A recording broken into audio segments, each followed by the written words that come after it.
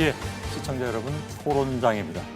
어제부터 신년 특집 대토론 진행해드리고 있죠. 어제는 언론개혁에 대한 얘기, 뜨거운 토론이 있었습니다. 많은 화제도 됐고요. 오늘 두 번째 토론을 진행하겠습니다. 오늘 올린 주제는 정치개혁입니다. 우리 국회는 뭐 아시다시피 매년 최악이다 이런 평가를 갱신해 오다시피 했는데 특히 작년 정치는 있었어도 정치력은 찾아보기 힘든 때가 아니었나 하는 얘기들이 많이 나오고 있습니다. 한국 정치 무엇을 바꿔야 하나?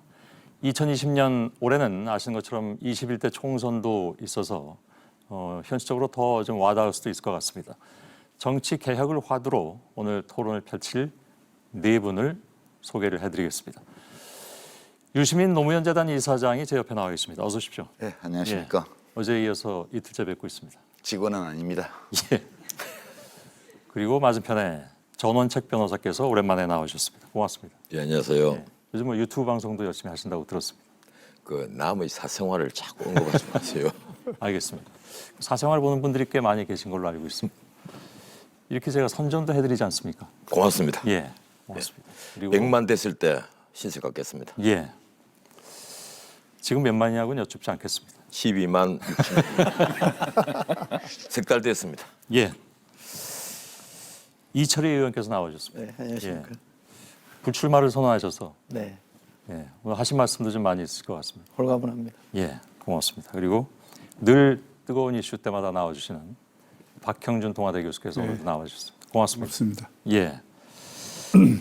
소개를 해드려서 이제 여러분들께서 아시겠습니다만 네 분은 모두 썰전의 전성기에 논객으로 활동하셨던 분들입니다. 그래서 아무튼 오늘 여러 가지로 흥미로운 그리고 뜨거운 토론이 될 것 같습니다. 자, 1분만 광고를 좀 먼저 전해드리고 본격적인 토론으로 들어가겠습니다.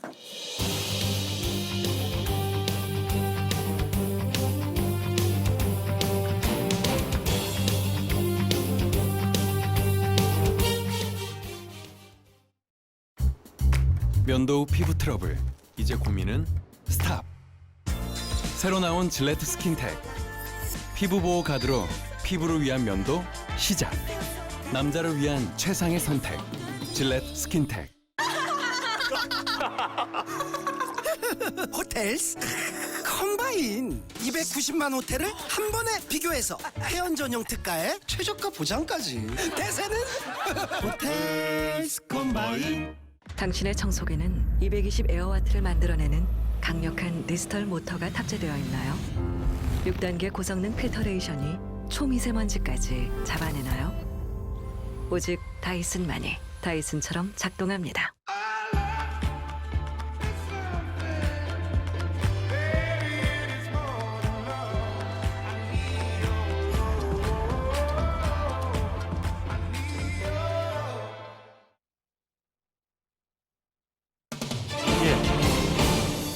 시청자 여러분, 다시 토론장입니다. 이 토론장에는 많은 분들이 함께 해주고 계시죠. 어제에 이어서 80여 분의 방청객 여러분들께서 함께 해주고 계십니다. 중간에 여러분들의 의견 혹은 잠시간의 토론도 진행할 수 있습니다. 어제도 무척 까칠한 방청객 여러분들께서 질문도 하시고 토론도 하시고 했습니다. 오늘도 그에 못지않은 토론자 여러분들이, 방청객 여러분들이 기다리고 있습니다. 자, 토론에 본격적으로 들어가기 전에 저희들 우선 첫 번째 그 논점부터 소개를 해드릴 텐데 20대 빈손 국회라고 얘기하죠. 그 빈손 국회는 누구의 책임인가 하는 것을 첫 번째 논제로 삼아서 시작을 할 텐데요. 우선 왜 그럼 이런 얘기가 나왔는가, 지난 20대를 잠깐 좀 정리해 볼 필요가 있을 것 같아서 안나경 앵커가 준비했습니다. 네, 20대 국회를 대표하는 장면입니다. 지난 4월의 일이죠. 동료 의원을 감금하고 서로 소리 지르고 몸싸움하는 모습으로 국민들에게 또 한 번 실망과 충격을 줬습니다. 얼굴 좀 보고 얘기합시다. 잘 들어. 잘 들어요. 고소와 고발이 이어졌고 국회의장을 포함한 여야 의원 그리고 당직자와 보좌진까지 142명이 조사 대상에 올랐습니다. 결국 검찰만 바라보는 신세를 자초했죠. 그리고 오늘 수사 결과가 나왔는데요. 자유한국당 27명, 더불어민주당 10명이 재판에 넘겨졌습니다. 이러는 동안에 의원들 일하는 모습은 보기 어려웠습니다. 특히 20대 마지막 정기국회는 조국 전 장관 사태가 모든 이슈를 집어삼키면서 민생 법안 처리는 늘 뒤로 밀려났습니다. 20대 국회가 법안을 얼마나 처리했는지를 좀 볼까요? 10건 가운데 3건 꼴이었는데요. 이건 헌정사상 최악이라고 평가를 받는 19대 국회보다도 못한 겁니다. 아이들 돈으로 원장이 명품 가방 사는 거 막자, 또 아이들 급식만큼은 좀 제대로 먹이자, 그래서 만든 유치원 3법도 발이 묶여 있고요. 예산안도 5년째 법정 처리 시한을 지키지 못했습니다. 심지어 올해는 열흘이나 지각을 했죠. 20대 국회가 일하는 모습 빼고 정말 다 보여줬다. 이런 얘기가 요즘 여의도에서 나오고 있습니다. 지금까지 20대 국회 상황을 돌아봤습니다.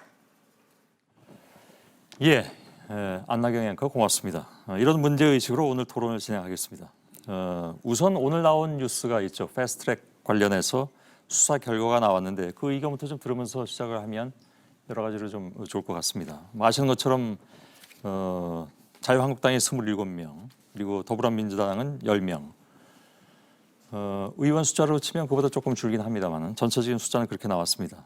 대표와 전 원내대표까지 자유한국당에서는 또 기소가 됐고요. 자, 이 문제에 대해서 우선 어떻게 평가들 하시는지 좀 듣고 싶은데 오늘은 이철희 의원께 먼저 드리겠습니다. 여기 의원이 혼자 계셔가지고요. 저도 고발을 당했던 사람이기 때문에요. 저는 이제 기소유예가 된 축하합니다. 사람인데. 우선 국회의원의 한 사람으로서 좀 창피하죠. 국민 보기가 좀 부끄러운 점이 있습니다. 예. 국회가 사실은 뭔가를 이렇게 우리 사회 현안들이나 이슈들 또는 쟁점들 이런 것들을 결론을 내려주는 데입니다. 왜냐하면 이렇게 법이라는 걸로 나타나지 않으면 법치사회에서는 아무것도 아니기 때문에 그 결론을 내려주는 기능을 담당하는 게 국회인데 그 국회가 그런 것은 하지 않고 서로 싸우는 데 시간을 많이 쏟았다는 거는 여야를 떠나서 저는 국민 보기 좀 명구하고요. 예. 그게 우선 죄송하다는 말씀 먼저 드리고 싶습니다. 예. 근데 싸우러 국회 간 건 아닌데 막상 가보니까 이게 전 어지간한 이견은 토론을 통해서 이렇게 해소될 거라고 생각했는데 사실은 만나서 얘기해 보면 해소가 돼요. 별 차이가 없습니다. 사적으로. 예, 그러니까 비공개 얘기를 예. 해보면 별 차이가 없고 얼마든지 이렇게 쟁점이 해소될 수 있는데 이게 이제 정당 간의 대결로 가거나 세력 간의 어떤 다툼으로 가면 전혀 풀리지 않는 난제가 되어버리는 것이고 또 이른바 정치의 사법화라고 그래서 결과에 승복하지 않고 그냥 검찰에 고소고발하면서 문제를 풀어보려고 하고 검찰이 자기 뜻대로 안 해주면 또 검찰을 공격하고 여기서 내로남불이 막 빈번하게 벌어지는 거죠. 이 건에 관해서 저는 뭐 여러 가지 세부적으로 들어가면 저도 그 현장에 있었던 사람이기 때문에 드릴 말씀이 많습니다만 국민 눈높이에서 보자면 예. 대단히 죄송하다는 말씀을 먼저 드리겠습니다. 예. 뭐 토론 고수들만 모이셨기 때문에 제가 특별히 이렇게 뭐 순서를 지정하지 않고 자유 토론으로 바로 진행하도록 하겠습니다.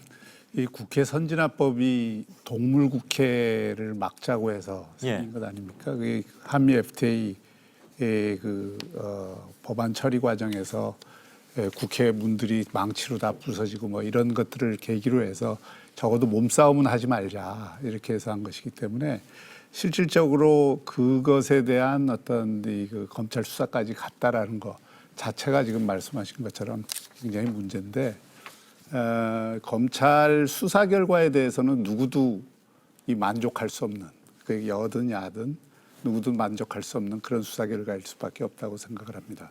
특히 이제 야당의 입장에서는 당 대표와 원내대표가 다 기소가 됐고 예. 이 국회 선진화법이라고 보통 얘기되는 그 법안 내용이 처벌이 굉장히 강합니다. 그래서 500만 원 이상이면 500만 원 피선거권까지 다. 이상이면 예. 피선거권이 5년 동안. 5년 동안 금지되고 실형을 받으면 10년까지 금지될 수 있기 때문에 자유한국당은 지금 24명 중에 1명만 빼고는 다 예. 선진화법 위반으로 되어 있습니다. 예. 그래서 이제 특히 당 대표가 예. 걸려 있기 때문에 그 자유한국당 입장에서는 입에 자갈을 문 그 격이다 이렇게 생각이 되고요. 그러니까 상당히 불만을 표출할 수밖에 없고 이것은 국회 내에서 정치적 사안을 둘러싼 또 의원직 사보임을 둘러싼 문제에 대한 항의로서 제기된 것인데 검찰이 지나치게 이제 수사를 했다 해서 검찰에 대해서 최근에는 이제 뭐 다른 한편에서는 격려를 하는 그런 분위기도 있지만 다른 또 한편에서는 검찰이 너무 정치적 균형을 맞추기 위해서 야당에 좀 심한 그 기소를 했다 이런 어떤 평가가 내부적으로 나올 수밖에 없는 거죠. 정치적으로는 뭐 유 이사장님께 넘겨드리기 전에 한 가지만 좀 짚을 것은 이게 기간으로 보면 총선 때까지 1심이 나오긴 좀 어려운 그런 상황이긴 하죠. 그렇죠. 물론 뭐, 그래도 이제 영향 끼칠 것은 틀림없어 보이긴 하지만 말씀해 주시죠. 박 교수님 지적 그렇게 할 수도 있을 텐데요. 그냥 있는 대로 보면 이렇게 적용한 법규를 보면 이 사안의 성격을 알 수 있죠. 자유한국당 국회의원 대부분에게 적용된 법규는 국회법 위반이에요. 그게 이제 벌금 500만 원 이상이면 피선권이 제한되는 그런 이제 무거운 범죄고요. 특히 정치인에게는 여당 의원들이 기소된 거는 폭력행위 등 처벌에 관한 법률 위반이에요.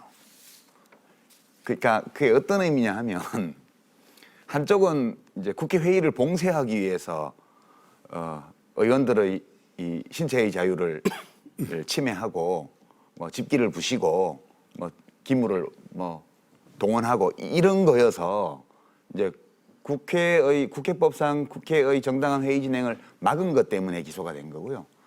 민주당 의원들은 그렇게 불법적으로 막고 있으니까 야 비켜라 이제 이렇게 하는 와중에서 폭력 행사를 했다 이거예요.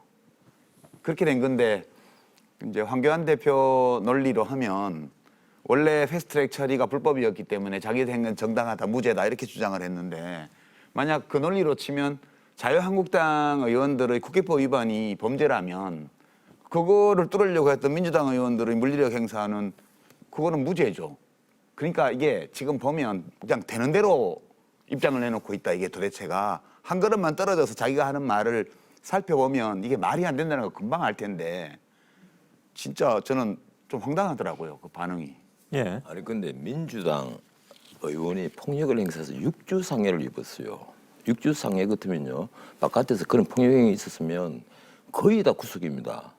그걸 갖고 뭐 적당히 막다가 그래야 됐다는 게 아니고 아까 말씀드린 대로 이 행위가 벌어진 것은 그 사보임이 잘못됐다 이래서 거기 항의 차원에서 하는데 그걸 강금으로 그래서 국회 선진화법으로 지금 다 기소를 해버렸단 말이에요. 그런데 제가 오늘 가만히 보니까 의사당 안에서 있었던 정치행위를 과연 지금까지 검찰이나 혹은 더 나아가서 저 밑에 있는 경찰까지 손을 댄 적이 있었느냐 없었단 말이에요. 있죠. 과거에 입을 듣고 본회의장에서 누우지 않은 것도 있었는데 그때는 국회 선진화법이 없었잖아요. 아니 없어도 최루탄 던진 의원 실형 받았고요. 아니 글쎄 최루탄은 좀 그거는 좀 예외적 현상이죠.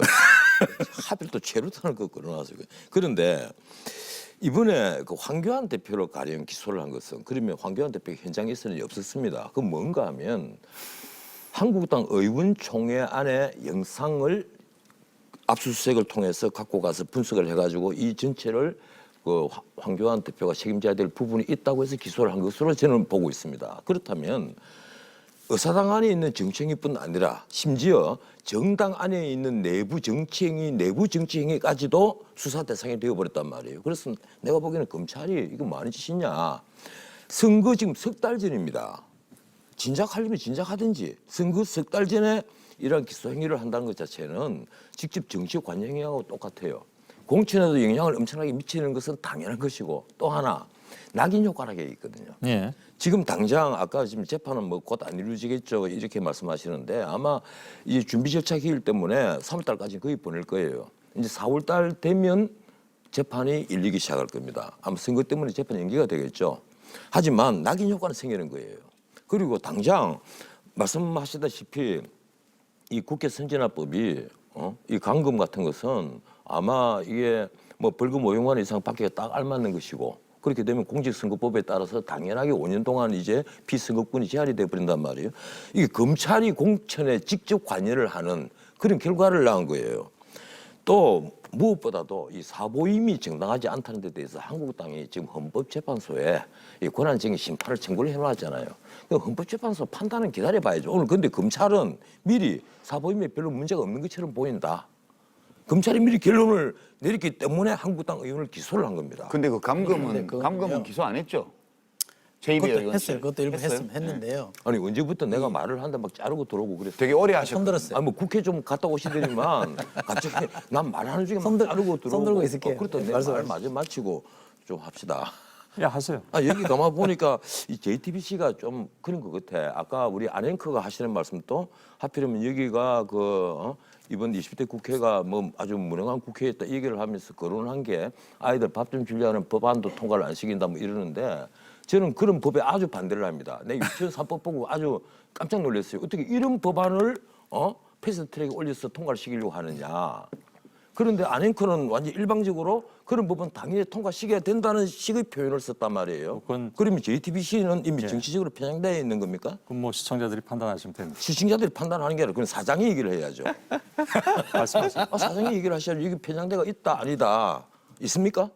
말씀하세요. 그냥. 내가 보기 있는 것 같았어. 그럼 뭐 그렇게 예. 판단하시면 그렇게 말씀하세요. 그래서 예. 그런 입장에서 보면 뭐 이번에 야당을 왕창 기소하고 말씀하신 대로 여당은 그냥 폭처법으로 기소해서 폭처법 해봤자 그건 금고형 이상형을 선고를 받아야만 피선거권이 제한됩니다. 그러니까 눈치껏 여당은 이러고 야당은 이러는데 여당은 오늘 거꾸로 이거 뭐 균형 맞추기냐 이러면서 여당이 흥분하는 척하면서 핏대를 세웠단 말이에요. 이게 우리 정치판이 이렇게 코미디하면 안 되죠. 이번에 야당 죽이기고 예. 이번 총선에 관여하면서 윤석열 총장이 내가 보기로는 적당히 이제 법무부 장관도 바뀌는 날 아니에요. 어제가 휴무였는데 연초 백두부터 이게 많은 짓이에요 이게. 보면 우리 검찰이 이래서 해야 된다는 말이 나오는 거예요. 자, 이제 내가 보기에 넘겨드릴게요. 그렇습니다. 이제 해도 되죠. 말씀하십시오. 예. 제가 국감장에서 제가 법사위원이거든요. 국감장에서 조국 전 장관 수사 관련해서 여야 간에서 아주 팽팽하게 맞섰습니다. 지금 여당은 수사가 좀 과하다라는 문제 제기를 많이 했고 지금 야당은 윤석열 검찰이 너무 잘한다 칭찬을 많이 했습니다. 그때 제가 약이 올라서 지금 이 한국당 여러분들이 취하고 있는 이 태도가 패트 수사 결과가 나온 뒤에도 유지되는지 한번 내가 지켜보겠다 그랬거든요. 그럼 그때는 맞고 지금은 틀렸다. 이런 게 그게 내로남불입니다. 그런 태도 취하면 저는 안 된다고 보고요. 저희도 내로남불 하면 안 되지만 야당도 내로남불 하면 안 되고요. 변호사님 말씀 중에 팩트가 틀린 게 뭐냐면 사보임 때문에 벌어진 일이라고 하는데요. 국회의원이 법안을 접수하러 의안과를 들어가는데 그걸 막은 게 왜 사보임하고 무슨 관련이 있습니까? 그렇다고 병원에서 결제한다는 게 그게 더 웃기는 거죠. 병원 결제가 뭐죠? 병원에서 결제는 했잖아요. 문희상 의장이. 아니 그게 중요한 게 아니고요. 그게 왜 중요하지 않아요? 들어보세요. 국회의장이 지방 나와놓고 잠깐만요. 병원에서 사인을 하고. 전 변호사님. 예. 아, 왜 이철희 초장부터 의원도 오늘 말씀하시죠. 그러세요? 아니, 그게 있으니까 이제 좀 기다려주세요. 국회의원 예. 현역 의원이니까 저도 현역답게 그 아니, 대우를 그러지 해드리고. 마시고 의안과에 접수하러 들어갔는데 그걸 물리적으로 못 들어가게 막았단 말이에요. 국회의원과 국회의원 아닌 분들이 물리적으로 막아서 의안과 문을 못 열고 들어가게 했어요. 또 그 안에는 들어가서 문을 막았어요. 캐비넷으로 문을 못 열게 막았어요. 그래서 팩스 접수라는 게 있습니다. 팩스로 접수하니까 팩스 들어온 걸 찢어버렸어요. 이게 사보임하고 무슨 상관이 있습니까? 이게 합법적으로 열려져 있는 국회의원의 권한이 침해됐기 때문에 지금 말씀하신 대로 문희상 의장이 병상결제라도 할 수밖에 없었던 사정이 있었던 것이고요. 또 하나는 사보임이라고 자꾸 얘기하는 사보임은 사개특위만 사보임이 있었습니다. 정개특위는 사보임이 없었어요. 제가 정개특위 위원이었습니다. 그러니까 이게 불법 사보임이라는 근거도 없는 걸 갖다 대서 무조건 폭력이 정당화된 것처럼 얘기하는 게 가당한 얘기입니까? 아니 법률가시잖아요. 아니 그런데 헌법재판소에 아니, 선두를 따지셔야죠. 아니, 글쎄. 말이에요. 그럼 그 결론이 일단 나와야죠. 아니 그거는 보면 뻔한 거 우리나라 아닙니까? 최고 재판소잖아. 그다음에 국회의원이 자기 의원회관 사무실에서 감금당했는데 그게 사보임하고 무슨 상관이 있습니까? 제가 보니까 강금도 아니더구만요. 그냥 창문 다 이러고 한 말 다 하고 하던데. 그 영상을 보시면 그 소파로 막았어요. 문을 못 열게. 그거 다 찍혀 있습니다. 아니 그거 보시면 법률가로서 화 안 나세요? 화 전혀 안 하던데요. 그것은 편파적인 거예요. 그러면. 나는 내가 정말 화를 낸 건 뭔가 하면요. 예? 이번에 패스트트랙에 올라온 자연인도 감금당하면요, 잠깐만요. 처벌받아요. 말씀하신 전에 저도 얘기를 할게요. 제가 정말 화가 난 건요. 정말 우리 국회가 불법을 저지른 것은 이번에 패스트트랙에 올라왔던 원안 선거법이라든가 공수처법 원안하고 핵심이 완전 다른 수정안이 올라왔는데도 그걸 여전히 패스트트랙에 오른 법안으로 여기서 표결 처리를 한 문희상 의장이 나는 도대체 대한민국 국회의장인가? 도대체 저분이 그래도 법학을 전공하신 분이잖아요, 대학 때. 그런데 사람이 흥분을 해야지 그걸 갖고 좀 삥 둘러서 갖고 민경욱 의원은 그때 맛을 보여줬더구만. 제가 설명을 드릴게요. 그걸 갖고 강건을 그거는 이 문제로 너무 근데 그것하라 설명을 우리 정치가 이런 게 바뀌어야 돼. 네, 이런 거부터 바로 바뀌어야 이제 돼. 이런 이게 논쟁하는 정쟁의 거. 네, 제가 그거부터 바뀌어야 돼요. 말씀드리겠습니다. 네. 이게 사실은 정쟁의 정치의 결과잖아요. 네. 그게 검찰이 지금 전 변호사님 말씀하신 것처럼 하필이면 왜 오늘이냐 이거에 대해서는 조금 그 정무적 판단을 어떤 식으로 했는지는 모르지만 오해의 소지가 있어요. 실제로 지금 법무부 장관 임명한 다음에 그동안 여권이 지속적으로 검찰에 대해서 왜 패스트 트랙에 대해서는 이 결과를 안 내놓느냐 그 압박을 한 데에다가 오늘 또 이 신임 법무부 장관 신임한 요날 더구나 야당 대표까지 이게 그 기소를 하는 또 헌법재판소에 지금 올라가 있는데 뭐 이런 거에 대해서 이제 따지기 시작하면 그거는 여야 간에는 얼마든지 저는 뭐 정쟁의 차원에서 따질 수 있다고 생각합니다. 예. 문제는 이런 정쟁의 정치를 가져온 요인에 대해서 그리고 이게 아까 표에서도 보지만 법안이 매 갈 때마다 뭐 이렇게 그 적게 통과가 예. 되고 그만큼 싸움이 커졌다. 선진화법 이후에 동물국회는 막았지만 식물국회가 됐다. 뭐 이런 얘기들 하잖아요. 저는 뭐 국회에서 법안 많이 통과시키는 게 좋은 일이라고는 보지 않습니다. 그런데 어쨌든 국회의 생산적 기능이 확 떨어진 거는 틀림이 없죠. 근데 이 정쟁의 정치를 가져오는데 실제로 그러면 그 누가 더 책임이 있느냐 이런 문제 여야가 다 책임이 있죠. 그런데 이런 정쟁의 정치를 사실은 그 가져오지 않도록 하는 책임은 일차적으로는 여당이 있을 수밖에 없는 거예요. 그리고 집권 세력이 있을 수밖에 없는 거예요. 그게 억울하다 하더라도 그 비판을 감내해야 되는 겁니다. 이 패스트 트랙에까지 올라오는 데 있어서도 또 지금 이 패스트 트랙을 작년 말에 처리하는 과정에서도 그런 여당이 실질적으로 그런 정쟁의 정치를 넘고자 하는 그런 노력을 얼마나 했느냐. 해가 바뀌었으니까 한번 성찰하고 넘어갈 필요가 있어요. 아, 진짜 좋은 말씀이신데요. 근데 제가 민주당 정치인이면 못 받아들일 것 같아요. 근데 여당이라서 저렇게 공자님 말씀처럼 훌륭하게 말씀을 하시면 그거 아니에요 이러면 굉장히 깎이기 때문에 그렇게 말씀하시면 고개 끄덕끄덕 신용이라도 하실 거예요. 저는 당원도 아니고 그러니까 대신 말씀드릴게요. 이제 싸움 났으니까 너네 둘 다 나빠. 이건 초등학교 교실에서나 통하는 얘기예요. 저는 솔직히 이렇게 싸움이 날 때는 그래서 선거가 주기적으로 있는 거예요. 결국은 이 싸움이 난 이유와 그다음에 그 싸움이 이렇게 진행된 또 그 경위와 그거에 대한 책임이 누구에게 주로 있다고 보느냐는 그 판단, 평가 이런 것들은 결국은 석 달 후에 선거를 통해서 나올 수밖에 없어요. 그러니까 우리가 여기서 앉아서 온갖 좋은 말을 주고받을 수 있겠지만 저는 솔직히 자유한국당이 지난 12월 나경원 원내대표 취임 이후로 한 행태를 보면 뭐 세종대왕이 오시고 공자님, 석가모니, 뭐 예수님이 당대표로 와도 저 당은 설득하기 어렵다. 솔직히 저는 그렇게 봐요. 그냥 편하게 밖에서 그렇게 말씀드릴게요. 시원하시죠? 자, 그 부분에 대해서 한 말씀만 좀 드리겠습니다. 예, 저 뭐 야당이 발목 잡았다고 생각해요. 뭐 발목 잡는 정도가 아니라 발목이 시큰거리게끔 하여튼 그 두드려 팼다고 생각합니다. 그런데 그 전에 여당이 실제로 문재인 대통령이 처음 들어섰을 때부터 소통, 협치 뭐 이런 거 굉장히 강조했잖아요. 그러면 우리가 이제 매번 정쟁의 정치가 심화되는 데에는 여당이 무엇을 국정의 의제로 삼느냐 하는 문제가 대단히 중요합니다. 그러니까 국가적으로 큰 과제들을 야당도 동의할 수밖에 없는 그런 것들을 국정의 주요한 의제로 삼고 가면은 그런 정쟁을 그나마 줄이면서 갈 수 있어요. 그런데 이번에 한번 그 제기된 그 의제들, 논쟁의 쟁점이 된 것들을 보자고요. 공수처법, 선거법, 결국 선거법은 누더기로 됐죠. 그리고 공수처법은 굉장히 많은 처음에는 공직자 비리 수사를 목적으로 했던 법안이 결과적으로 검찰 선보기로 됐고 검찰개혁의 핵심인 정치적 중립성 확보에 대해서는 많은 의문을 낳는 그런 법을 또 독소 조항들이 곳곳에 있는 조항을 통과시켰어요. 이런 법을 통과시키려고 1년 내내 정쟁을 이끌고 그리고 그 안에서 무리를 다 하고 야당이 발목 잡도록 하는 것을 막지 못하고 이런 어떤 국정을 해온 것에 대한 책임, 이거를 어떻게 그 야당이 발목만 잡았다고 그 책임을 전가할 수 있느냐 이 말이죠. 예. 일단 이쯤에서 하셔야 돼요. 이철희 의원께 드리겠습니다. 그 야당이 발목 잡거나 정쟁이 벌어진 1차적 책임이 여당한테 있다는 얘기 좀 수긍합니다. 그럴 수 있습니다, 저는. 그리고 그 책임이 이 준엄하게 국민들 목소리를 꾸짖는 것에 대해서 저는 받아들일 생각이 있습니다. 그러나 그것만이 전부는 아니다는 말씀을 제가 드리고 싶은 거고요. 또 하나 제가 동의하기 어려운 거는 공수처법이 지금 해석한 거로 저는 해석하지 않습니다. 저는 개인적으로 공수처법에 대해서 그렇게 탐탁지 않아 하는 사람이긴 합니다만 다수의 국회의원들이 이런 법안이 필요하다고 하고 많은 국민들이 한 20년 넘게 이게 수건으로 여겼던 거라 그러면 저는 해볼 수 있다고 생각합니다. 그래서 저는 적극적으로 이 법을 통과시키는 데 역할을 했던 사람이고요. 그 법의 내용에 대해서는 저는 상당 부분 공감합니다.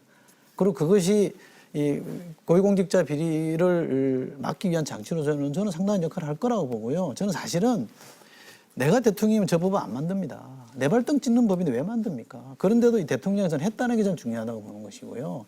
이 법을 따져보고 제 법안을 갖고 와서 내가 하나하나 설명을 드릴 텐데 이 법은 어디에도 이 공수처가 대통령이 수족처럼 부릴 수 있는 수사기관이 아니에요. 공수처장을 얘기를 하면 그것만 우선 제가 설명을 드리고 가면 공수처장을 임명하는데 추천위원회가 7명입니다. 근데 6명이 동의하게 돼 있습니다. 그래야 추천을 할 수 있습니다. 오늘 공수처법안에 대한 토론은 아니긴 합니다. 요것만 제가 설명을 넘어갈 텐데요. 그런데 7명 중에 2명을 야당이 추천합니다.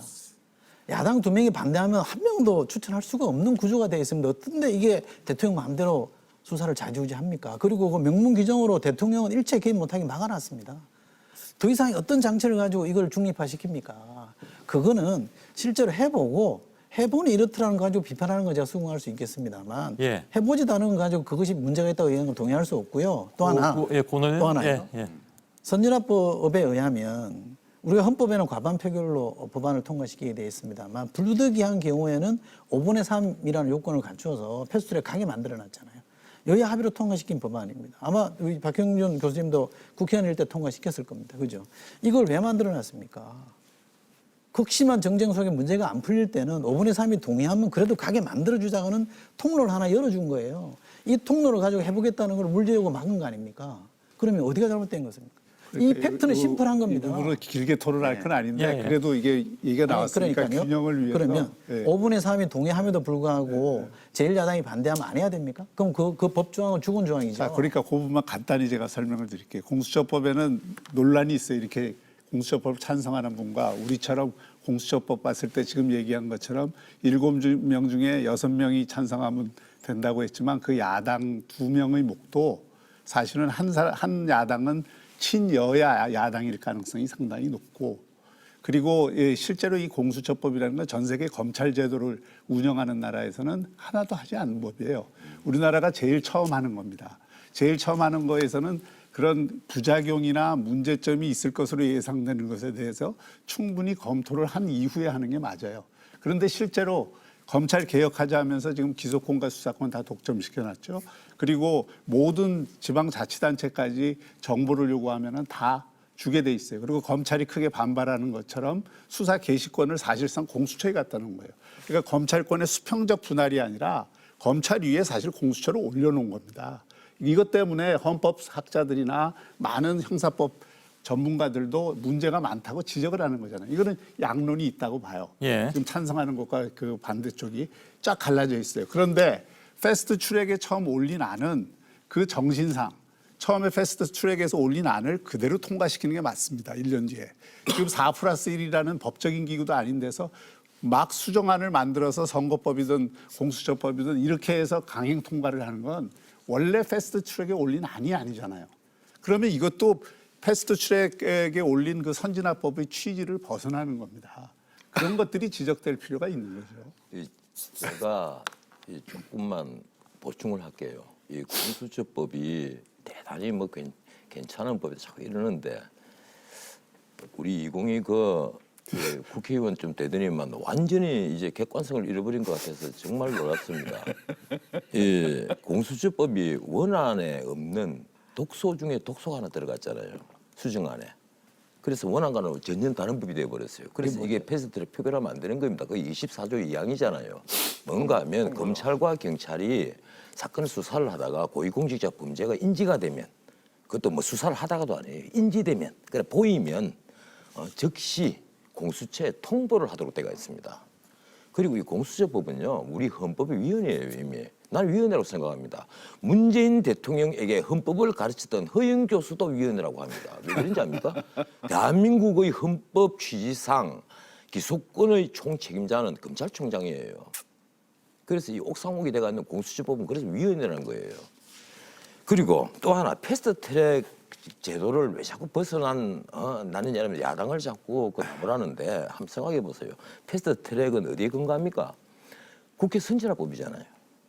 그러면 필리버스터는 뭐예요? 그것도 국회 선진화법이잖아요. 필리버스터를 없앴다가 국회 선진화법에 필리버스터를 뒀잖아요. 야당도 뭔가 저항하는 수단이 하나 있어야 되기 때문에 만들었단 말이에요.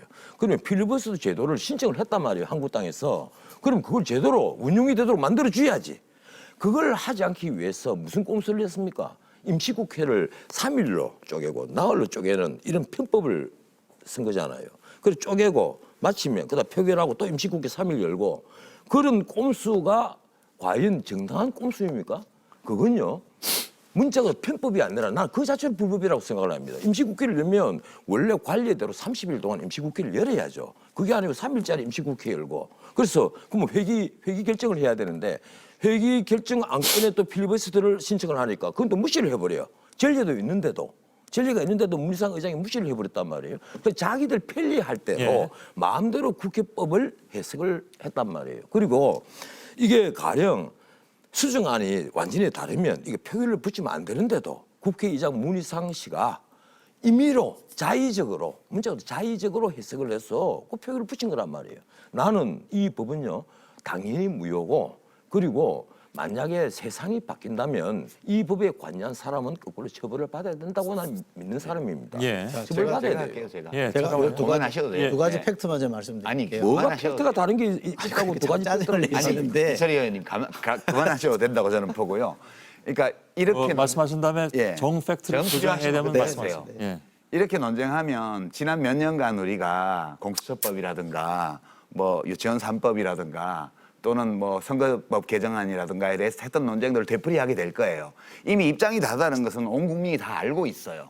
지금 문제가 되는 거는 자유한국당 야당은 원래 발목도 좀 잡고 그러는 거죠. 야당이니까. 원래 뭐든지 일단 반대하고 보는 거 맞아요. 맞는데 잘 생각해 봐야 될 게 지난 20대 국회에서 특히 문재인 정부 출범 이후에 2년 반 동안 자유한국당이 어떤 법을 잡아뒀냐.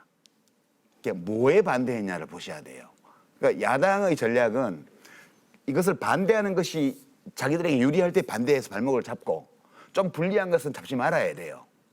근데 제가 지금 이렇게 밖에서 관찰을 해보면 자유한국당의 정책과 어긋나는 정부 야당의 모든 입법 시도를 다 잡았어요. 거의 다. 심지어 예산안까지도 전부 해마다 이제 지체시키고. 그러니까 이게 저는 뭐 이거 권리라고 봐요. 이것도. 국회법만 지킨다면 정당한 권리인데 이렇게 계속해서 물불 안 가리고 모든 것을 막아왔기 때문에 최근에 와서 이제 여론 동향이 보면 대통령 집권 지금 4년 차의 횟수로 총선을 치르게 됐는데 보수 야당 심판해야 하는 선거라는 대답이 반이 넘어요 지금. 그러니까 지금이라도 자유한국당이 좀 생각을 해봐야 될 게 제1야당은 필요할 때는 반대를 해야 돼요. 강력하게 막아야 되고. 그렇지만 이렇게 모든 것을 다 막고 그다음에 정부 여당이 하는 거를 좌파 독재로 몰아붙이고 이념 공세를 펼치고 이 결과가 낮은 정당 지지율, 어두운 선거 전망 그리고 이번 선거의 과제를 많은 국민들로 하여금 제1야당을 보수 야당을 심판해야 된다는 식의 여론이 조성되게끔 해왔어요. 그래서 우리가 여기 앉아서 그 모든 쟁점들을 다 다룰 필요가 없다고 보고요. 저는 우리 정치에서 진짜 변해야 될 게 특히 제1야당, 야당일 때요. 가려가면서 영리하게 이렇게 하는 어떤 행동 양식 이런 것들을 이제 좀 정착시키는 게 정치 발전을 위해서는 되게 중요한 게 아닐까 그런 의견을 말씀드려요. 이 의원께서는 아직 수정을 해야 됩니까? 다툴 필요 없어요. 뭐 다투는 게 아니라 아니 제가 한 말씀 드리자면 예. 다툴 필요도 있죠. 없어요. 이미 다 싸움 붙이지 끝났는데. 마세요. 예. 제가 사회자예요. 제가 얘기를 해야 되죠. 아니 그런데 말씀하세요. 아니 제가 먼저 한 말씀 드리겠습니다. 잠깐만. 아니 이 일이 잠깐만요. 하세요. 안 하셔도 돼요? 팩트 체크 안 한다고 그러죠. 알았습니다. 하세요. 일이 이렇게 된 게 어디에 있는 겁니까? 예, 집권 여당 이 민주당이 가령 뭐 청와대하고 가령 당정청 협의를 하고 그 정책을 함께 하고 뭐 하는 건 다 이해를 합니다. 하지만 과거 정권에서도 그랬는데 한 몸이란 말이에요. 예, 청와대의 이 집권 여당 다수 여당이 부하가 신하가 돼가 있는 신여가 돼가 있단 말이에요. 그리고 국회가 신여가 돼 버리는 거예요. 예, 근데 아주 단적으로 우리나라에서 지금 장관들이 얼마나 많이 바뀌었어요. 그때 청문회를 했는데 국회의원이 청와대가 수용을 한 적이 있습니까? 이번에 당장 추미애 장관만 하더라도 31일 날 예? 청문 보고서를 다시 보내달라고 하루 딱 기한을 줘가지고 1일 날까지 보내라고 그랬어요. 1일 날까지. 1일이 휴무입니다. 1일이 휴무란 말이에요. 문재인 대통령은 그걸 모르는 거예요. 그래 1일 1일까지 또 보내라 그러고 나서 딱 안 보내니까 아침 7시에 사인해버려. 너 장관이다. 그리고 또 발표가 더 웃겨요. 2일 0시부터 법무부 장관이다. 참 이게 대한민국 나는 청와대가 코미디를 하고 있다. 청와대가 먼저 이렇게 국회를 무시를 하니까 근데 예산안만 해도 그래요. 513조 5천억. 아니 빚을 60조나 낸다는 그 예산안을 청와대가 밀어붙이는데 세상에 야당을 싹 다 무시해버리고 얼마 깎았어요? 1조 3천억 깎았습니까? 512조 2천억이죠. 예? 그리고 그 내용을 야당에게 고지도 안 합니다. 이게 무슨 예산인지 하긴 그 야당에서도 그 예산 따오려고 한 자들이 있으니까 내가 할 말은 없습니다만은 이게 보면 참 기가 막혀요. 이 512조가 얼마나 큰 돈인지 알아요? 미국이 내년 9월 말까지 쓰는 행정부 중앙정부가 쓰는 예산이요 불과 한 1,800조 됩니다. 미국 같은 거대 국가가 그런데 이 512조 예산을 편성을 해서 통과를 시키는데 제대로 심사를 안 해. 깜깜이 심사를 해. 응? 들어가서 앉아가지고 이 기록도 없어. 어느 놈이 무슨 말인지도 몰라. 뭐 국회의원 보고 내 놈이라 해서 미안한데 세 분 다 국회의원 다 지른 사람이니까. 해도 됩니다. 어느 놈이 무슨 말을 했는지도 안 적어놔. 옛날에 행정수도 옮길 때도 그랬어요. 네. 여자가 행복도시 만드는데 어느 놈이 했는지 나중에 기록이 하나도 없어. 속기록이 없어. 단어는 조금 순화시키시죠. 이게 무슨 작태입니까? 네. 이렇게 해서 512조 예산 편성해놓고 이게 선심 풀듯이 노인들 알바 일자리나 완전히 풀어가지고 네. 일자리 60몇만 개 만들어놓고 나서 이제 일자리 늘었다고 대통령이 국민들에게 많이 알리라고 장관들에게 장관들을 다 그치고 말이야. 예. 이게 지금 대한민국 청와대입니다. 예, 뭐 사실 할 말이 없죠. 예산은 국민 세금이기 때문에 뭐 패널이 아니라 한 사람의 국민으로서도 얼마든지 제기할 수 있는 문제라고 생각을 그 할수 예산 있겠습니다. 예산 문제는요. 그러니까 심사가 절차가 이제 관행들도 있고 법에 정해진 절차가 국회의원들 있습니다. 다시는 그거 압니다. 그건 설명하지 그러니까. 마세요. 우리 국민들도 다 네. 알아요. 네. 변명하지 마세요. 그런 거는. 네.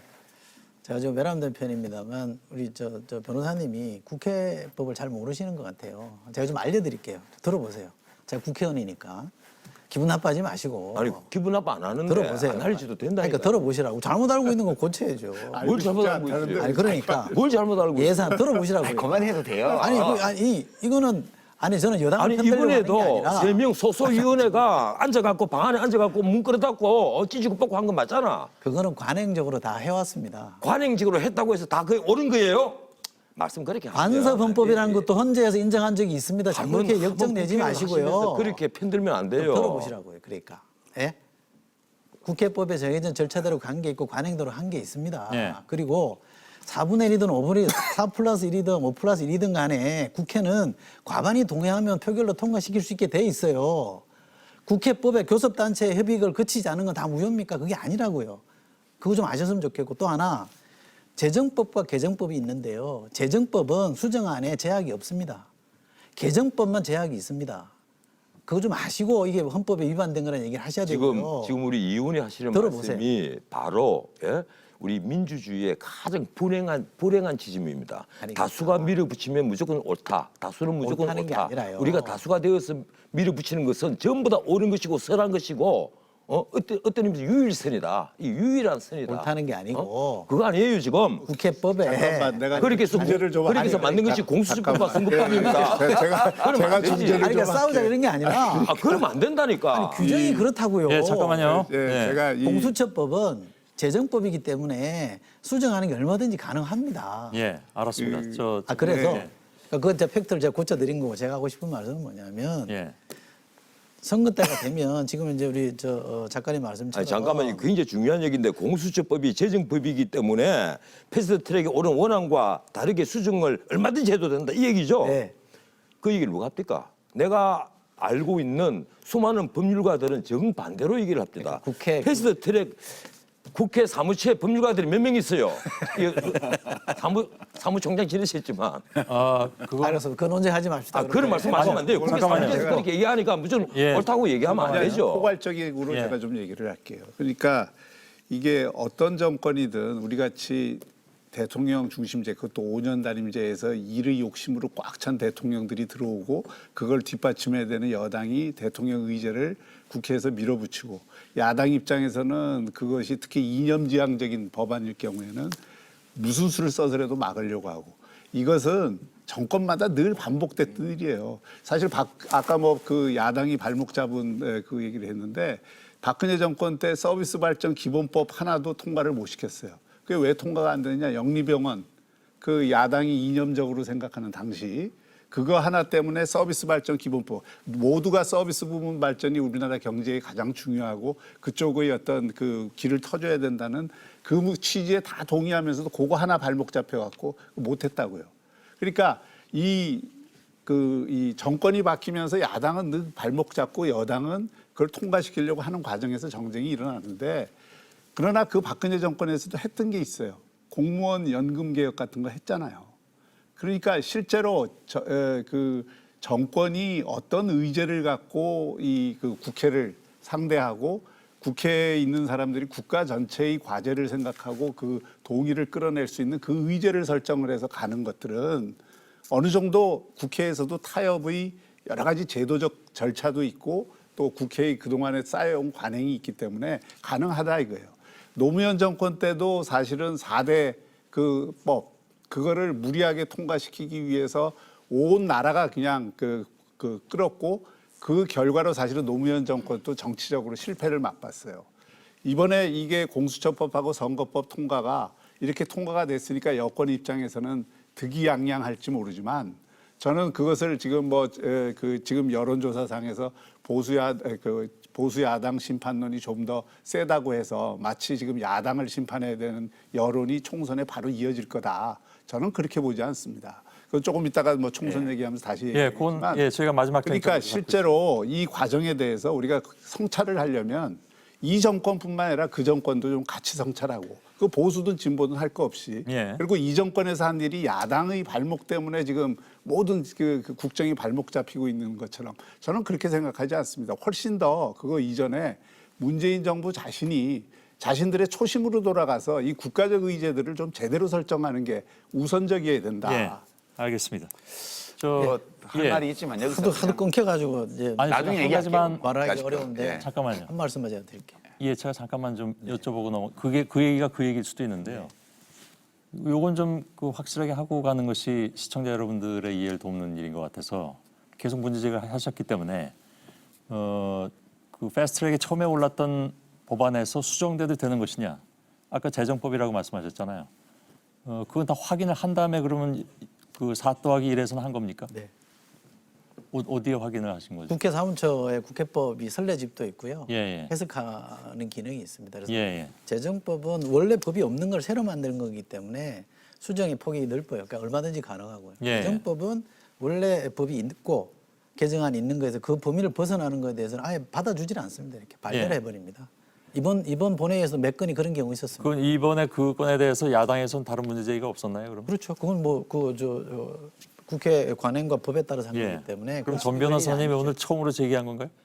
아닙니다. 이거는 지금 우리 이철희 의원은 이제 그 국회법상에 그게 불법이 아니다 이 말씀을 하신 거고요.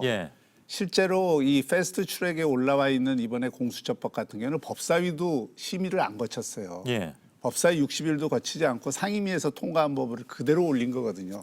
그리고 그때 그게 5분의 3 이상의 동의를 얻을 때에는 이미 그 법안이 특히 그 국회 본회의에 바로 상정이 될 때에는 특히 야당이 극렬히 반대를 해서 할 때에는 그 합의된 안, 패스트 트랙에서 합의된 안을 존중해 주는 게 국회 선진화법의 취지예요. 그런데 그것을 만일 본회의에 올라온 것을 그 뭐 교섭단체들도 아닌 그런 어떤 단체들이 또는 국회의원들이 그 연계해서 이러이러한 수정안을 해서 고친다고 하면 그것은 사실은 심의를 다시 해야 되는 의미가 있어요. 그러지 않고 그거를 마음대로 고칠 수 있다 그러면 본회의석상에서 예. 그것은 사실은 그 법이 그게 불법이 아니라 하더라도 원래 알겠습니다. 취지를 왜곡시키는 아니, 의미가 있는 아니 제가 문제지기를 했으니 한 말씀만 드릴게요. 길지 않게 해주십시오. 예, 예. 이게 국회 사무처에서 원래 그 여당이 뭐 질의하고 야당이 질의하고 하면 그 국회법 해석을 하고 우리 관례를 해석을 하고 하잖아요. 그게 전부 다 집 먹고 살기 위해서 하는 짓입니다. 예, 그렇잖아요. 지금 수많은 법률가들이 이 문제를 얘기를 합니다. 가령 패스트트랙, 국회 선진화법은 일종의 특별법적 성격이 있어요. 이 국회법의 그 조항 부분이 특별법적 성격이 있단 말이에요. 그 다수결을 뛰어넘는 법안이잖아요. 법 규정이잖아요. 이 법을 만들었을 때 패스트트랙 말씀하신 대로 국회에서 교섭단체가 다 의논을 해서 이걸 패스트트랙에 태우면 거기에서 나중에 교섭단체들이 다시 의논을 해서 자구 수정 정도는 가능합니다. 그 원 법안 패스트트랙에 오른 법안의 기본 취지를 바꾸면 안 되는 거예요. 그거 당연하잖아요. 근데 그 기본 취지를 완전히 바꿔버린 게 예컨대 선거법 같으면요. 원 법안이 뭡니까? 225석에 지역구는 225석 그리고 비례대표는 75석에 연동률 50%입니다. 그게 원 법안이잖아요. 그렇게 하려고 하다 보니까 민주당 안에서도 저쪽에 호남 시골에 있는 지역구 의원들이 반발이 클 것 같으니까 이거 안 된다. 이래서 다시 바꿔라. 이래가지고 247석에 53석입니까? 아니 253석에 47석 예. 이렇게 하고 연동률 50% 그중에 그것도 50%만 연동률 50% 하고 이런 식으로 영 엉뚱한 부분이 알겠습니다. 올랐단 말이에요. 예. 그러면 그게 패스트트랙에 오른 원은 아니잖아요. 자, 그럼 그 표결하면 안 되는 거죠. 예, 잠깐만요. 유 이사장께 드리겠습니다. 예, 제가 이제 이 논쟁은 사실 저는 하기 싫어요. 지난 몇 년간 수도 없이 했던 논쟁이기 때문에 제가 말씀드리고 싶은 건 딱 하나인데 아까 박형준 교수님 말씀하셨지만 2004년도 4대 개혁 입법 그거 추진할 때 왜 안 됐냐 하면요. 그걸 해서 노무현 정부가 망한 게 아니에요. 못해서 망한 거예요. 정치적으로. 왜 못했냐 하면 당시 열린우리당 151석이죠. 152석인가? 그렇게 민주노동당 10석 이렇게 해서 162명의 국회의원들이 이걸 하려고 했는데 자유한국당이 상임위장, 본회의장 다 6탄으로 저지해가지고 그거를 경호권을 발동해서 끌어내고 할 수가 없어가지고 못한 거예요. 아니죠. 들어보세요. 저도 국회에 있었잖아요, 그때. 그때 2개는 통과했고 국가보안법은 여당에서 그때 안 하겠다. 끝까지 좀 그래요. 들어보세요. 그 사립학교법은 나중에 엉망진창이 돼서 하나만 하는 법이 돼서 나중에 처리가 됐고요. 그때 다 막혔어요. 그리고 이명박 정부 때 미디어법, 지금 이 JTBC가 탄생한 종편법 그거 할 때 난리가 났지만 결국 이제 힘으로 통과시켰습니다. 그 이명박 정부 끝나고 박근혜 정부 들어서 뭘 하려니까 자꾸 막는 거예요, 야당에서. 그래서 만든 법이 지금 국회법이잖아요. 이제 좀 동물국회 하지 말고 일반적인 의결 정족수인 과반수에서 10%를 더 얹어서 예. 국회 구성원 60% 이상의 찬성이 있을 때 뭘 할 수 있도록 골목길을 터놓은 거예요. 그러니까 저는 이게 굉장히 중요한 국회 개혁이었다고 보고요. 우리 정치가 몸으로 힘으로 물리력으로 정말 짐승처럼 싸우는 이 국회에서 벗어나서 토론할 만큼 하다가 전국적으로는 다수결의 원리라는 민주주의의 기본 원리가 그 어려움을 겪고서라도 최종적으로는 관철될 수 있는 길을 터놓은 거잖아요. 국회 선진화법 박근혜 정부 때 그러니까요. 한 게 아니고 이명박 정부 때 겁니다. 박근혜 대통령이 그 당대표 할 때인가 그랬잖아요. 그렇게 된 건데 결국은 자기들이 만든 법을 자기들이 소수 야당이 돼가지고 자기들 손으로 짓밟은 거예요, 지금. 그러니까 지금 제가 말씀드리는 거는 국회 선진화법을 완전히 잘못 해석하고 계세요. 할 만큼 발목도 잡고 싸우고 하라는 거예요. 하는데 지금 어렵게 이 법을 만들고 나서 몇 년간 동물국회가 없었던 이거를 다시 거꾸로 돌려버린 게 지금 자유한국당이란 말이죠. 그래서 저는 앞으로 이 부분은 이제 설명을 좀 드려야 되는데 제가 국회 마감할게요. 예. 그러니까 말씀하세요. 복잡한 설명을 할 수는 있겠으나 자유한국당이 자기들이 다수파일 때 만들어놓은 이 법을 스스로 어긴 것이 지금 20대 국회 막판을 동물국회로 만든 근본 원인이다. 이 점은 저는 변명의 여지 없이 명확하게 하고 가야 된다고 봐요. 이걸 어떻게 다른 말로 합리화를 합니까? 저는 뭐 이게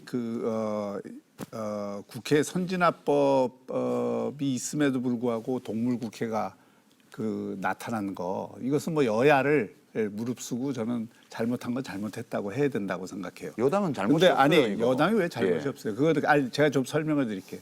그 선진화법 취지를 잘못 해석을 하신 건데 선진화법을 한 거는 여야가 타협을 하지를 않기 때문에 협치를 하라고 선진화법을 한 겁니다. 그건 해석이 그리고 다른 거예요, 그냥. 아니죠. 예. 어느 해석이 옳은 게 아니고요. 아니 제 해석이 말씀을 다른 들어보세요. 거예요. 그 예. 선진화법은 그리고 여야가 합의를 한 겁니다. 그렇죠. 그리고 그때 한 그 선진화법의 골격 가운데 가장 중요한 게 교섭단체 협의 없이는 본회의에 비상사태 외에는 올릴 수 없게 돼 있어요, 법안을.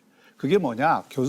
대한민국 국회는 교섭단체 중심주의를 채택하고 있기 때문에 교섭단체들 간에 충분히 수기를 해서 서로가 타협할 정도 되는 법안들만 본회의에 올리라는 취지예요. 예. 그럼에도 불구하고 양 당이 그 거대 정당들이 도저히 합의할 수 없는 거 그런 건 5분의 3의 그렇죠. 동의를 얻어서 그것은 마냥 미룰 수 없으니까 패스트 트랙에 올려갖고 1년 동안 수기를 해서 올리라 이런 취지거든요. 그러니까 그 법안 전체가 싸우지 말고 타협과 합의에 의해서 법안을 처리하라는 취지를 갖고 있는 겁니다. 예, 알겠습니다. 그리고 그런 어떤 취지를 갖고 다르지 않네요. 예. 아니, 저도 그 얘기 한 거예요. 예. 근데 이제 그거를 그 이 여당이 그런 어떤 취지에서 패스트 트랙으로 올렸다면 바로 그 문제인데 패스트 트랙에서 그렇게 쟁점 법안이 된 것을 5분의 3의 동의를 얻어서 상임위를 가까스로 통과를 시켰다 그러면 그 법의 취지와 주요 내용들은 건드리면 안 된다는 거죠. 예. 그걸 마지막에 선거법 지금 그렇잖아요, 자, 실제로. 잠깐만요. 예, 제가 좀 개입을 하겠습니다. 뭐 그렇다고 여러분들께서 국회 선진화법을 다시 되돌리자는 말씀을 하시는 건 아니잖아요. 그렇죠. 예. 예. 그럼 뭐 여야가 같은 생각이시죠? 선진화법 폐지해야죠. 그거요. 혹시 그러실지도 모를 것 같아서 제가 던져봤는데 역시 많이 예. 유지한다면요. 굉장히 제한적으로 사용되도록 해야 됩니다. 미국처럼 굉장히 제한적으로 사용되도록 해야 되고 이게 가령 정상적인 선진 민주주의에서 선진화법 있는 나라가 어디 있어요? 다 있어요. 다 있는데 전부 다 제한적이잖아요. 아까 내가 무슨 하세요? 말씀드렸죠. 다 있어요. 우리처럼 이렇게 하루 만에 통과시키게 하는 나라도 있어요. 진짜. 뭐든지 나한테 반대되면 다 좋은 줄 아는데.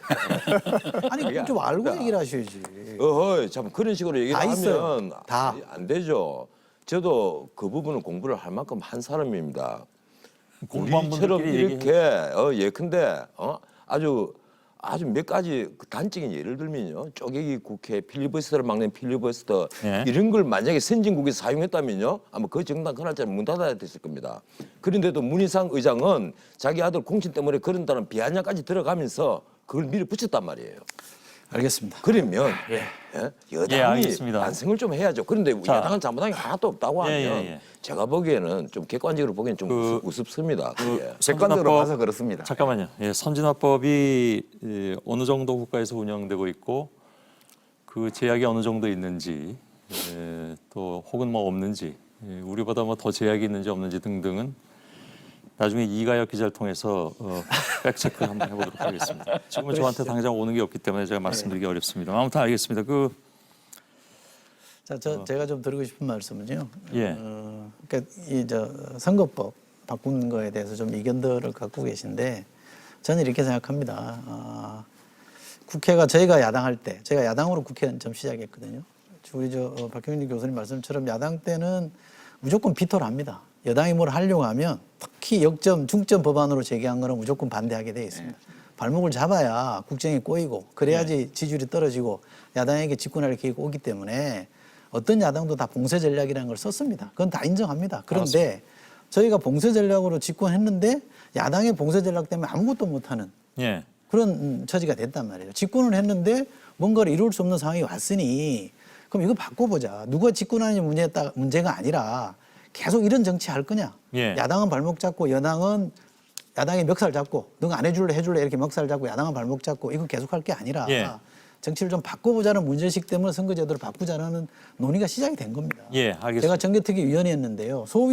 소위를 22번을 열었습니다. 그 22번 동안 제가 아는 한 거의 한 번도 안 빠졌는데요. 제가 아는 회의에서는 한국당이 의미 있는 대안을 제시한 적이 없습니다. 그러면 이 선택에 우리가 직면하는 거 아닙니까? 제1야당이 반대하니까 하지마 스톱.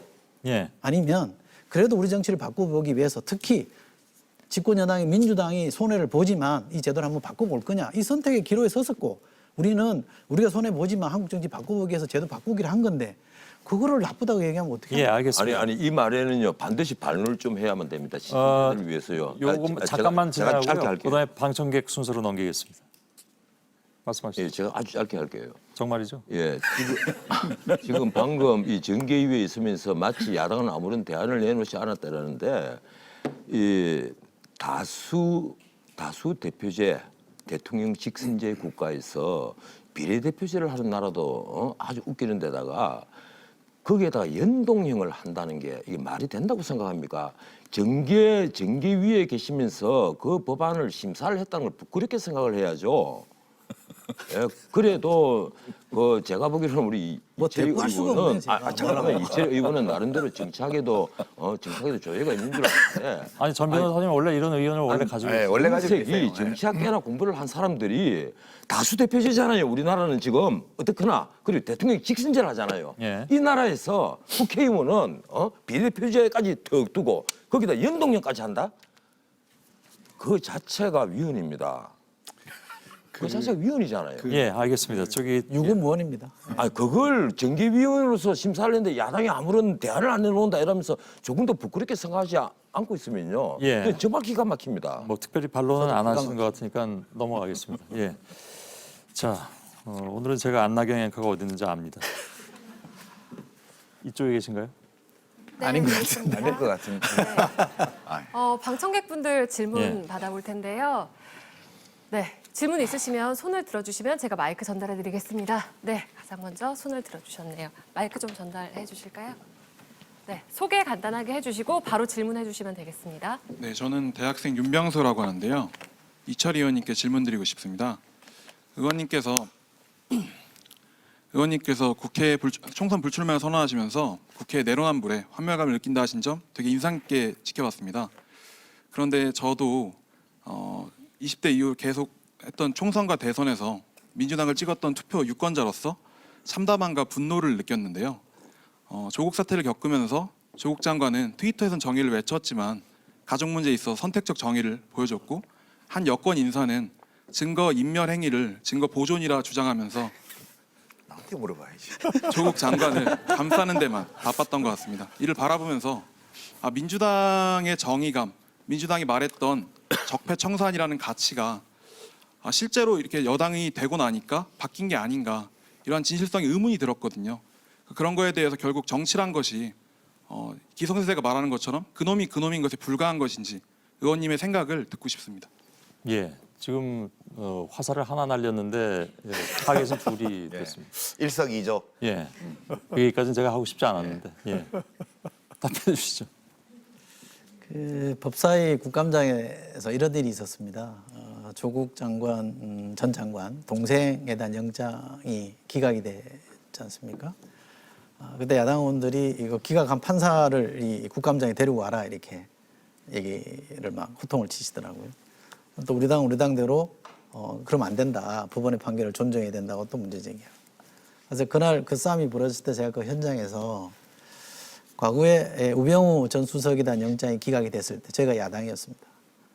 이거는 법원의 수치다 이렇게 공격을 했고 당시 여당 한국당은 판결을 존중한다 이렇게 했고 지금 조국 전 장관 동생에 대한 영장을 기각하니까 야당은 한국당은 법원의 수치라고 그러고 우리는 존중한다 이렇게 했다. 이게 전형적인 내로남불 아니냐. 이러지 말자라고 제가 그 자리에서 그 얘기를 했습니다. 그래서 제가 부끄럽고 창피하다는 말씀을 드렸던 거고 지금 아까 교수님 말씀처럼 우리도 야당 때 지독하게 발목 잡았습니다. 그래서 잘 인정한다 이 말이에요.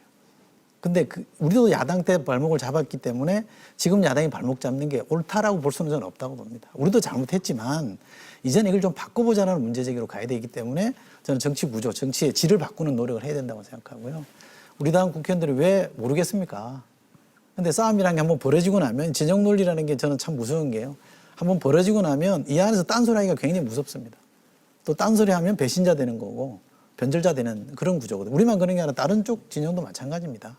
사석에 가면 뭐 그런 얘기 가지고 얼마든지 소통이 되는데 이 정치가 공적 석상에 딱 나오는 순간 서로 죽고 죽이는 싸움이 돼버리기 때문에 여기서 뭔가 생산적인 토론과 수기와 어떤 결과가 나오기 어렵다는 게 제 문제의식이라 지금 지적한 건 이제 아프게 다 받아들이고 수용하고 인정합니다. 그래서 저는 정치를 바꾸자라는 문제의식이 굉장히 강하고요. 그래서 정치개혁, 정치혁신을 해야 된다고 생각하고 알겠습니다. 동의 안 하실지 모르겠습니다만 저는 그 정치개혁과 혁신의 일환으로 선거제도를 이번에 바꾼 거다라고 저는 생각합니다. 예. 부족하지만.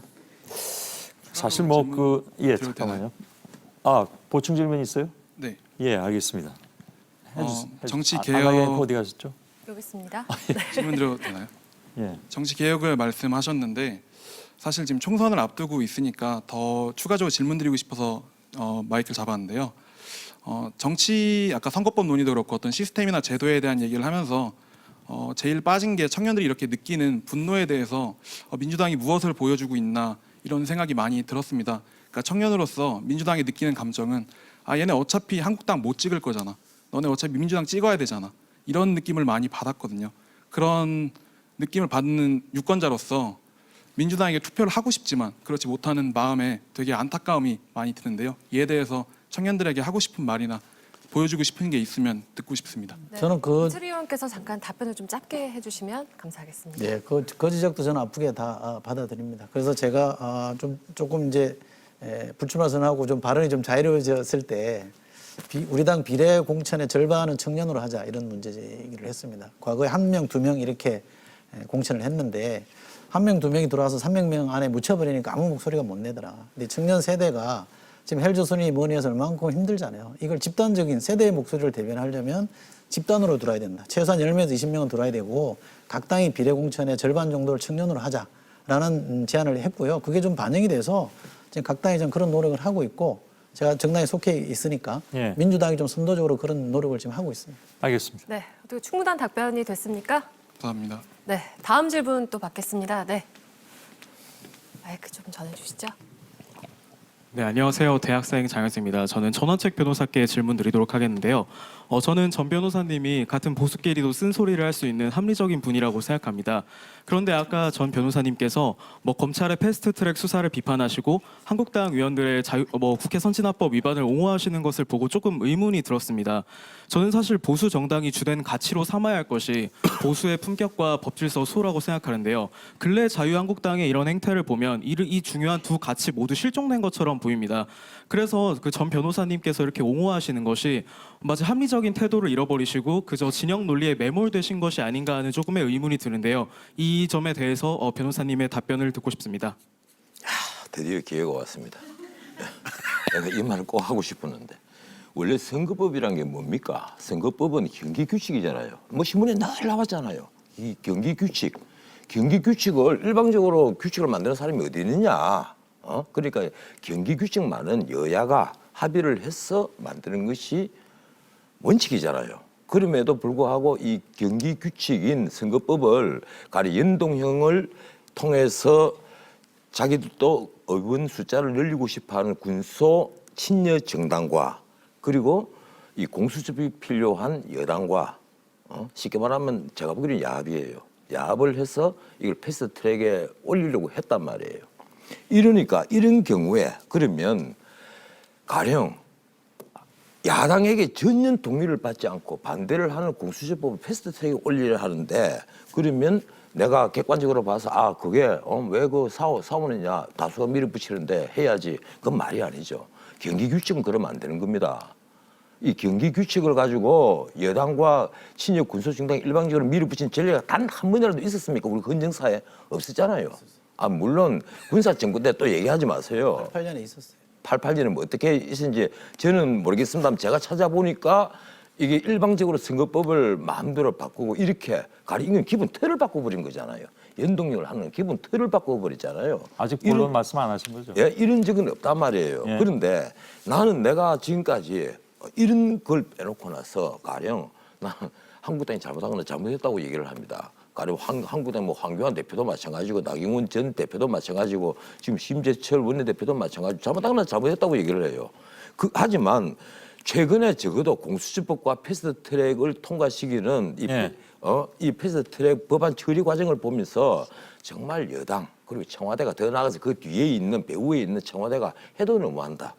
이건 대한민국 헌정 자체를 완전히 무너뜨리고 민주주의 원칙을 완전히 파괴를 하는 정말 엄청난 폭거를 하고 있다. 저는 그렇게 생각합니다. 이 문재인 정부 들어오고 나서 야당을 예. 야당으로 대우를 한 적이 단 한 번이라도 있었습니까? 없었잖아요. 기껏 밥 한 번 같이 먹은 거. 그 외에 근데 장관에 대해서 청문 보고서를 타입을 못했는데 하나같이 다 밀어붙였잖아요. 심지어 조국 같은 사람은 범죄가 다 드러났어요. 다 드러나고 신문에 연일 나오고 심지어 사설 제목이 어떻게 나왔습니까? 조국은 장관실이 아니라 검사조사실로 가야 한다. 이게 사설 제목입니다. 이런 사실이 나왔는데도 9월 9일 날 장관을 임명을 합니다. 밀어붙여요. 예. 얼마나 국민을 무시하고 언론 그 비판 기능을 갖고 있는 언론을 무시를 해버리고 그리고 알겠습니다. 반대파를 무시하는 겁니까? 전 변호사님, 그 드린 질문에 대해서는 지금 아니, 애둘러 답변하신 걸로 아니 알고 있습니다. 나는 반대할 것은 반대를 하지만 예. 옹호할 것은 옹호를 해야죠. 예, 알겠습니다. 그 얘기를 하는 거예요. 저도 예. 박수 좀 크게 치세요. 네. 예. 아마 마지막 질문이 될 것 같은데요. 네. 예, 저는 광명에 살고 있는 일반 시민입니다. 저는 요즘에 국회를 보니까 여든 야든 국회의원 배지를 달려고 정말 크게 노력하신다 이렇게 보이는데요. 그것은 국회의원에게 부여된 본연의 권위 외에 부과된 혜택이 그만큼 많아서 또 욕심을 내시는 게 아닌가 싶습니다.